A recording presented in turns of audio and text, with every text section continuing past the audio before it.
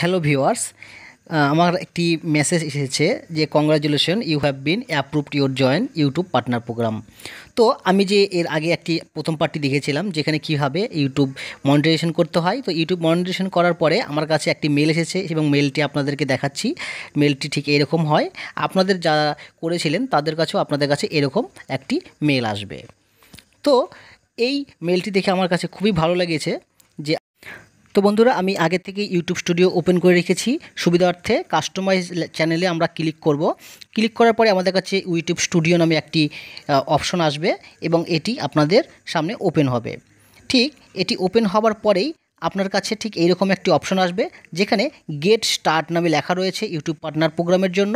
এই get start এই অপশনটিতে নীল রঙে লেখা রয়েছে, আপনারা ভালো করে একটু দেখে নিয়ে তারপরে আপনারা এটাকে ক্লিক করবেন।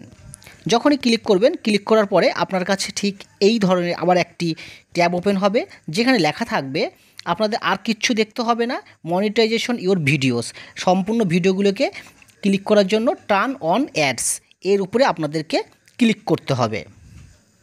ক্লিক করার পরেই আপনার কাছে আরও একটি অপশন রয়েছে, সেই অপশনটি হলো এইরকম যে আপনারা সবগুলা ভিডিওর উপরে কি অ্যাড চালাতে যাচ্ছেন, ইয়েস, তখন নেক্সট বোতামে আপনারা এটিকে ক্লিক করে দিবেন। ক্লিক করার পরে মনিটাইজ অল যে নীল রঙে লেখা রয়েছে তার উপরে একবার ক্লিক করবেন।